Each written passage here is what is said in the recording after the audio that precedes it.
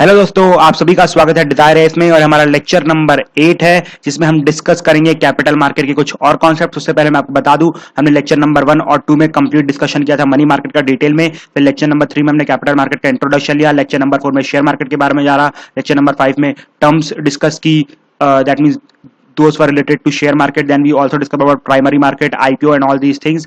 Okay, so at the end मैं आपको बताना चाहूंगा हम ये सारे के सारे टॉपिक्स डिस्कस कर चुके हैं, ठीक है। And these were very important lecture number 7 तक हमने डिस्कस करिए। लेक्चर नंबर 7 तो मेंस के लिए बहुत ही ज्यादा इंपॉर्टेंट था, फाइन, बिकॉज हमने पी नोट्स और एफपीआई के बारे में डिस्कस किया था।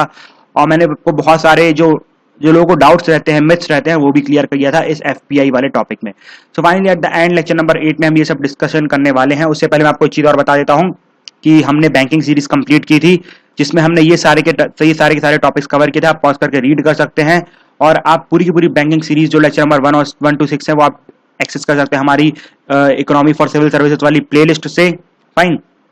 और एक और इंपॉर्टेंट चीज, आपको यहाँ पर जो फ्री नोट्स है, मतलब पीडीएफ फॉर्म, मतलब that means not in the PPT form but in the PDF form से अलग से स्पेशलाइज्ड आपको ये नोट्स मिल जाएंगे, fine. So let's start with our lecture जिसमें हम डिस्कस करने वाले हैं ADR, GDR and all these things, fine.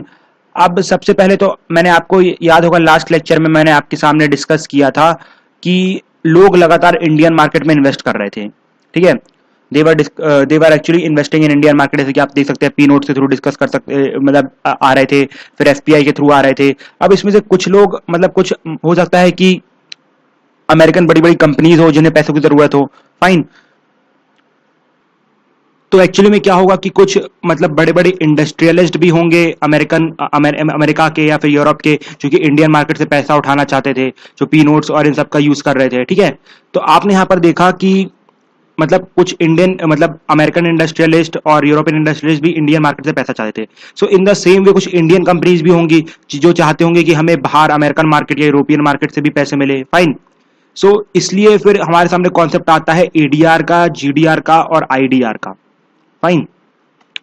अब आप आई नो कि हो सकता है most of you must have not heard about these concepts but these have been asked in prelims, ठीक है। इसलिए इंपॉर्टेंट है कि आपको कॉन्सेप्ट पता हो, ठीक है। अब जैसे यहाँ पर मान लीजिए कोई भी नॉन अमेरिकन कंपनी हो, ये देखिए अब जो कॉन्सेप्ट है ये इंडिया से रिलेटेड नहीं है। सिर्फ मैंने आपको एग्जांपल बताया कि वहां पर जैसे कि कुछ हो सकता था कुछ अमेरिकन इंडस्ट्रियलिस्ट इंडियन मार्केट से पैसा उठाना चाहते थे, यहाँ पर कुछ इंडियन इंडस्ट्रियलिस्ट अमेरिकन मार्केट से पैसा उठाना चाहते थे। तो यहाँ पर हम कंप्लीटली नॉन अमेरिकन कंपनीज रखेंगे, मतलब कि अमेरिका की बाहर की सारी companies, for example European, Indian, Chinese, ठीक है।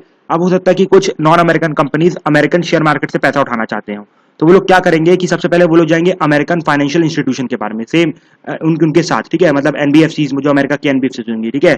अब उनको वो लोग क्या करेंगे कि अपने शेयर्स बेचने के लिए देंगे। अब ये जो अमेरिकन फाइनेंशियल इंस्टीट्यूट कंपनी रहेंगी, अब जो मान लीजिए इंडियन शेयर है, ठीक है, एग्जांपल के तौर पर हम इंडियन शेयर ही लेते हैं। अब इंडियन शेयर को लोग क्या करेंगे, एडीआर में कन्वर्ट कर देंगे, मतलब अमेरिकन डिपॉजिटरी रिसिप्ट्स, ठीक है, एडीआर में कन्वर्ट कर देंगे।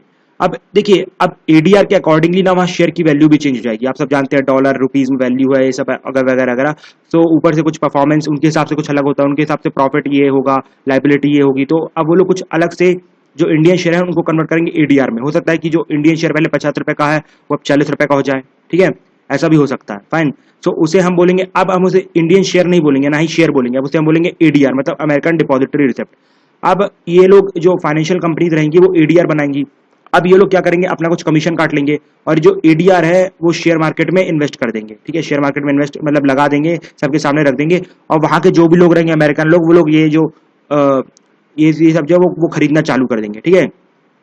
ये जो शेयर्स हैं एडीआर वो खरीदना चालू कर देंगे और जो इनका शेयर रहेगा, ठीक है। अब जो देखिए, अब जो लोग एडीआर खरीदेंगे उनका मैनेजमेंट में कोई पार्ट नहीं रहेगा, भले वो लोग 50% शेयर क्यों ना खरीदे, वो लोग सिर्फ और सिर्फ उन्हें प्रॉफिट दिया जाएगा, क्योंकि एक्चुअली ये तो नॉन अमेरिकन कंपनी है, तो वो लोग कैसे शेयर मांग सकते हैं, ठीक है। इसलिए मतलब दैट मीन्स मैनेजमेंट में कैसे शेयर मार सकते हैं, सिर्फ और सिर्फ उनका जो भी होल्ड रहेगा, मतलब जो भी कंप्लीट इन्वेस्टमेंट रहेगा वो सिर्फ और सिर्फ प्रॉफिट में रहेगा, वो लोग सिर्फ और सिर्फ प्रॉफिट ही लेंगे। और एक चीज और याद रखिएगा, फॉर एग्जांपल अगर किसी इंडियन कंपनी ने रजिस्टर किया, फॉर एग्जांपल इन्फोसिस ने रजिस्टर्ड किया, तो उसका ऐसा नहीं कि सिर्फ और सिर्फ इंडियन मार्केट में हक रहेगा, वो जो एडीआर होल्डर रहेंगे उनका हक पूरे ग्लोबल मार्केट में रहेगा, क्योंकि वो जो कंपनी है वो एज अ ग्लोबली रजिस्टर कर रही है इंडिया, मतलब वो अमेरिकन मार्केट में, ठीक है। तो जो भी मान लीजिए इन्फोसिस का ग्लोबल प्रॉफिट मान लीजिए 20 रुपए का, एग्जांपल के तौर पर बता रहा हूं, तो उनका शेयर मतलब जो एडीआर होल्डर है उनको दिया जाएगा, फाइन। तो यहाँ पर दो इंपॉर्टेंट पॉइंट्स जो पूछे जा सकते हैं प्रीलिम्स में। पहला तो ये एडीआर होल्डर का कोई भी पार्ट नहीं रहेगा मैनेजमेंट में, और जो एडीआर होल्डर को जो प्रॉफिट मिलेगा, ठीक है, अमेरिकन डिपॉजिटरी होल्डर्स को जो प्रॉफिट मिलेगा, that will be from the global market. तो I think you have understood what is ADR. In the same way हमारे सामने आती है ग्लोबल डिपॉजिटरी रिसिप्ट, मतलब जीडीआर, ठीक है। अब ग्लोबल डिपॉजिटरी रिसिप्ट मतलब कि सेम जो अमेरिकन, ये जो नॉन अमेरिकन शेयर मार्केट है उसको हटा के आप रख दीजिए यूरोपियन मार्केट। अब जो भी फॉर एग्जांपल कंपनी है जो यूरोपियन शेयर मार्केट में इन्वेस्ट करना चाहती है, सेम वहां की एनबीएफसी प्रॉफिट लेगी, मतलब कमीशन काटेगी, फिर उसको कंप्लीट करेगी जीडीआर में। हो सकता है जीडीआर की वैल्यू बढ़ जाए घट जाए उनके हिसाब से, फिर वो लोग शेयर मार्केट में इन्वेस्ट करेंगे। सेम यहाँ पर भी सेम प्रोविजन रहेंगे कि जो जीडीआर होल्डर रहेंगे उनको पूरे ग्लोबल मार्केट का प्रॉफिट मिलेगा और वो लोग मैनेजमेंट में पार्ट नहीं लेंगे, ठीक है। अब इन द सेम वे आती है इंडियन डिपॉजिटरी रिसिप्ट, ठीक है। अब कोई मान लीजिए बाहर की कोई कंपनी है, वो इंडिया से इंडिया के शेयर मार्केट से पैसा उठाना चाहती है, ठीक है, मतलब जो अलग से बिजनेस कंपनी है, ठीक है, बिजनेस कंपनी के लिए डिपॉजिटरी रिसिप्ट अलग से बनाई गई है। सो इन द सेम वे हम मतलब जो बाहर मान लीजिए अमेरिकन कंपनी है एप्पल, वो इंडिया से पैसे उठाना चाहती है, एप्पल आएगी सबसे पहले वो जाएगी किसी इंडियन एनबीएफसी के पास, इंडियन एनबीएफसी क्या करेगी, उसे आईडीआर में कन्वर्ट करेगी, ठीक है, इंडियन डिपॉजिटरी रिसिप्ट। हो सकता है कि वो एप्पल के शेयर्स बढ़ जाए यहाँ इंडिया में आके। अब उसके बाद अब जो भी आईडीआर होल्डर होंगे, मतलब अब यहाँ पर तो इंडियंस ही होल्ड करेंगे उस आईडीआर को, अब उनको जो भी प्रॉफिट मिलेगा वो एप्पल की पूरी ग्लोबल कंपनी से मिलेगा, लेकिन वो लोग मैनेजमेंट में पार्ट नहीं ले पाएंगे, ठीक है। So this is the concept of American depository receipt, global depository receipt and Indian depository receipt. अब यहाँ पर कुछ टर्म्स आती है हमारे सामने जो कि बहुत इंपॉर्टेंट है यूपीएससी प्रीलिम्स के हिसाब से। सबसे पहली तो आती है रोलिंग सेटलमेंट। आपने डीमैट अकाउंट के बारे में सुना होगा, नहीं सुना होगा तो मैं आपको बता देता हूँ। जो आपका देखिए, आप जब शेयर मार्केट में इन्वेस्ट करना चालू करते हैं तो आप वहाँ पर रजिस्टर करते हैं, तो आपका एक अकाउंट रहता है जिसमें आपके पैसे रहते हैं और शेयर्स रहते हैं, उसको हम बोलते हैं डीमैट अकाउंट, ठीक है। मतलब सिंपल जो मतलब शेयर मार्केट वाला जो अकाउंट रहता है जिसमें आपके पैसे और दैट मीन्स शेयर्स रहते हैं, उसे हम बोलते हैं डीमैट अकाउंट। देखिए क्या रहता है, जब मतलब एक चीज रहती है रोलिंग सेटलमेंट के बारे में आपको बताता हूँ। फॉर एग्जाम्पल जब भी आप शेयर मार्केट में इन्वेस्ट करते हैं, ठीक है, शेयर मार्केट में जब आप इन्वेस्ट करते हैं, मान लीजिए आपने कोई शेयर खरीद लिया, तो आपके डीमैट अकाउंट में दिखाया जाएगा कि आपने 200 रुपए का शेयर खरीद लिया है और आपके अकाउंट से 200 रुपए डिडक्ट हो चुके हैं। लेकिन एक्चुअल में ना आप वो पैसे 2 दिन बाद ही एक्सेस कर पाएंगे। या फिर किसी और एग्जाम्पल समझते हैं। फॉर एग्जाम्पल कि आपके पास कोई शेयर था 200 रुपए का, ठीक है, आपने वो 200 रुपए का शेयर बेच दिया, तो आपके अकाउंट में अब दिखाया जाएगा कि आपके पास 200 रुपए आ गए। अब आपने सोचा कि चलो मैं आज ही ये 200 रुपए जाके उड़ा देता हूँ, ठीक है, लेकिन आप वो 200 रुपए 2 दिन बाद ही एक्सेस कर पाएंगे। मतलब वो अकाउंट पे तो दिखाता है कि आ गए हैं, लेकिन वो 2 दिन बाद ही सेटलमेंट रेडी होती है, मतलब 2 दिन बाद ही रियलिटी में आपके पास पैसे आते हैं और 2 दिन बाद ही आप यूज कर पाएंगे। तो उसी को हम बोलते हैं रोलिंग सेटलमेंट, और इसी को हम बोलते हैं T+2 सेटलमेंट भी। T+2 क्यों? बिकॉज ट्रेडिंग कर ली, T फॉर ट्रेडिंग, ठीक है, और 2 दिन बाद ही आप पैसे एक्सेस कर पाएंगे, इसलिए हम इसे बोलते हैं T+2 सेटलमेंट या फिर रोलिंग सेटलमेंट, 2 दिन बाद जो होती है, ठीक है। और डीमैट अकाउंट याद रखिएगा, डीमैट अकाउंट में भी पूछ सकते हैं कि मतलब स्टेट पीएससीज में लाइक यूपी एंड एमपी की demat account is related to which of the following, like share market on all these things, ठीक है। सो इसे हम बोलते हैं डीमैट अकाउंट या फिर T+2 सेटलमेंट। फाइन। अब नेक्स्ट टॉपिक हमारे सामने आता है बीटा वैल्यू का। आपने सुना होगा कि किसी भी कंपनी, कुछ कंपनी के शेयर की वैल्यू हाई, मतलब इसकी हाई बीटा वैल्यू, इसकी लो बीटा वैल्यू हो, तो ये क्या होता है, ठीक है। बीटा वैल्यू एक्चुअली सबसे पहले तो बीटा वैल्यू दिखाता क्या, मतलब इसका पर्पस क्या है बीटा वैल्यू का। देखिए बीटा वैल्यू का पर्पस होता है कि किसी भी शेयर की वॉलेटिलिटी दिखाना। अब वॉलेटिलिटी क्या होता है? वॉलेटिलिटी का मतलब होता है कि कितनी जल्दी शेयर बढ़ गए, कितनी जल्दी शेयर घट गए। वॉलेटिलिटी मतलब आपने सुना होगा कि जो कपूर होता है, कैम्फर, ठीक है, वो काफी वॉलेटाइल होता है। मतलब अगर आप उसे थोड़ी देर के लिए हवा में रख दे तो ऑटोमेटिकली पूरा कपूर गायब हो जाता है, मतलब दैट इज हाईली वॉलेटाइल, ठीक है। तो बीटा वैल्यू दिखाता है कि कौन सा वैल्यू मतलब कौन सा शेयर कितना वॉलेटाइल है, मतलब कितना जल्दी कौन सा शेयर ऊपर जाएगा, कितनी जल्दी कौन सा शेयर नीचे आएगा, ठीक है। फॉर एग्जांपल मान लीजिए XYZ कंपनी है, उसके शेयर बहुत ही जल्दी आप कह सकते हैं उसकी high beta value. High beta value मतलब कि उसके शेयर बहुत ही जल्दी बढ़ जाएंगे और बहुत ही जल्दी गिर जाएंगे, ठीक है, लाइक दैट। आप समझ रहे हैं बीटा वैल्यू का मतलब क्या होता है। अब बीटा वैल्यू को, मतलब बीटा वैल्यू आप निकालते कैसे, मतलब कैसे आप बताएंगे कि कौन सा शेयर हाई बीटा वैल्यू का है, कौन सा शेयर लो बीटा वैल्यू का है। इसको आप इंडेक्स से बता सकते हैं। इंडेक्स से कैसे बता सकते हैं? एक इंडेक्स रहेगी, ठीक है। मान लीजिए मैं आपके सामने यहाँ पर इंडेक्स टाइप कर देता हूं। जैसे हमारे सामने ये इंडेक्स है N-50 ये रहा 100, ठीक है। मतलब कि यहाँ पर जो मान लीजिए ये जो इंडेक्स है ये निफ्टी 50 है, ठीक है। हमारे सामने ये जो इंडेक्स है निफ्टी 50 है, और इसमें जो अभी जो वैल्यू चल रही है वो 100 रुपए की चल रही है। अब हम कंपेयर करेंगे अपने शेयर से, मान लीजिए हमारा जो डिजायर है इसका शेयर, हम उससे कंपेयर करेंगे। अगर हमारा जो डिजायर है इसका शेयर है वो 102 रुपए का है, ठीक है, तो हम कह सकते हैं कि हमारे डिजायर है इसकी जो वैल्यू है वो हाई बीटा वैल्यू है।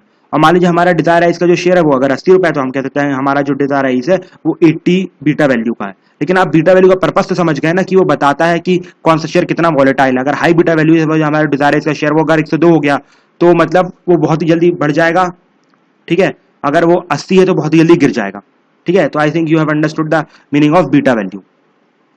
अब लास्ट टॉपिक आज के लेक्चर के लिए है जिसका नाम है एसॉप्स या फिर एम्प्लॉइज स्टॉक ओनरशिप प्लान्स, ठीक है। ये अब एम्प्लॉइज स्टॉक ओनरशिप प्लान्स क्या होते हैं? एम्प्लॉइज स्टॉक ओनरशिप प्लान का मतलब होता है कि देखिए अब जो कंपनी रहती है, अब कंपनी के जो देखिए आजकल की सबसे बड़ी प्रॉब्लम क्या है कंपनीज में, जो भी इन्फोसिस या फिर यहाँ पर भी जाते हैं जो मेरे फ्रेंड्स हैं वो लोग भी एक्चुअली इंजीनियर, तो मैं उनसे पूछता हूँ कि क्या प्रॉब्लम आप लोग फेस करते हैं as a company employ of Infosys, जैसे मेरे काफी फ्रेंड्स इन्फोसिस में, ठीक है। मैं उनसे पूछता हूँ क्या प्रॉब्लम आपको होती है, तो वो लोग बोलते हैं कि कुछ कनेक्टिविटी फील नहीं होती, मतलब ऐसा लगता ही नहीं है कि हम मतलब कहीं काम कर रहे हैं, ठीक है। मतलब सिर्फ उन्होंने हमें कुछ काम दे दिया प्रेजेंटेशन बनाने को, हम प्रेजेंटेशन बना लेते हैं और कुछ मजा नहीं आता, बस मतलब एक तरीके से वो लोग कनेक्टिविटी फील नहीं करते हैं अपने काम से, इसलिए वो लोग यूजुअली जॉब छोड़ के इधर उधर मूव करना चालू कर देते हैं। पहले यूजुअली शुरू में जब हमारे यहाँ लिबरलाइजेशन नहीं होता उस टाइम पे क्या रहता था कि अगर एक टेलर था, अगर वो टेलर क्या किया करता था कि वो कंप्लीट सूट बनाता था, लेकिन आजकल क्या किया जाता है इन्फोसिस में सिर्फ आपको एक कॉलर बनाने को दी जाती है, सिर्फ आप कॉलर बनाइए। तो उससे क्या रहता है कि उन लोगों को लगता भी नहीं है कि मेरा कॉलर कहीं पर यूज हुआ होगा, अगर यूज भी होगा तो मुझे पता नहीं है। सो ऑल दीज थिंग्स, ये कनेक्टिविटी स्टैब्लिश नहीं करता है एम्प्लॉयज के बीच में।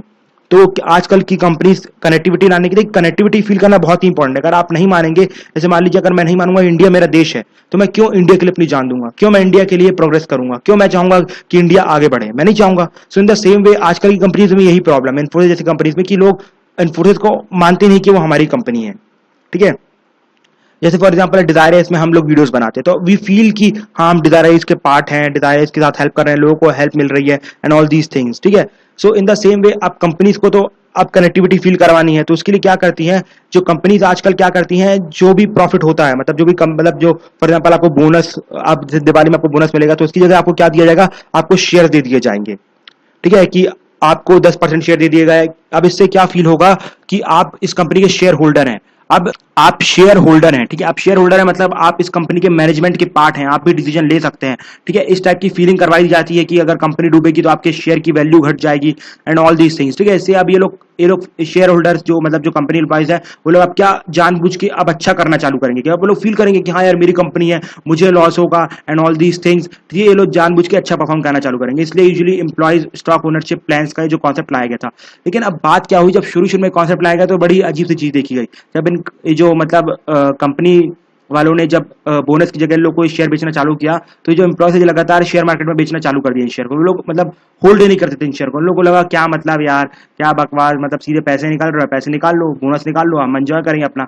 तो फिर कंपनीज ने एक और नया रिस्ट्रिक्शन लाना चालू कर दिया कि अब आप लोग क्या कर सकते हैं कि आप लोग इन शेयर को बेच नहीं सकते हैं, हम आपके बिहाफ में शेयर को होल्ड करके रखेंगे।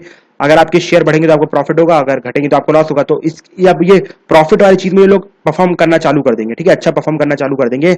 और ऑन दी अदर हैंड हम आपके शेयर होल्ड करके रखेंगे और बोलेंगे जब आप रिटायर होंगे या फिर आप जब 50 ईयर से कंपनी में कंप्लीट करेंगे, 20 ईयर कंप्लीट करेंगे, हम आपको उस टाइम पे दे देंगे। तो उस चीज के लिए, उस लॉन्ग टर्म प्रॉफिट के लिए अभी तक अच्छा परफॉर्म करेंगे। तो इसी को हम बोलते हैं concept of employ stock ownership plans, ठीक है। So finally at the end we have completed our lecture number 8, ठीक है। This was a very important lecture जिसमें हमने काफी टर्म्स डिस्कस किए प्रीलिम्स के हिसाब से, and we have completed our lecture number 8 जिसमें ये सब सारे टॉपिक्स कंप्लीट हो चुके हैं, beta value, rolling settlement, ADR, GDR, IDR, ESOPs. Finally at the end we are left with 2 lecture जिसमें हम डिस्कस करेंगे शेयर्स के बारे में, बॉन्ड्स के बारे में, mutual fund, insurance sector, credit rating agencies. So finally I will take your leave. Before that I want to inform you, अगर आप हमारे सारे लेक्चर देखना चाहते हैं तो you can access from the playlist which is named as economy for civil services, fine. और यहाँ पर आप बैंकिंग के सारे टॉपिक्स भी एक्सेस कर सकते हैं। Thank you, have a nice day, we will meet in the next lecture.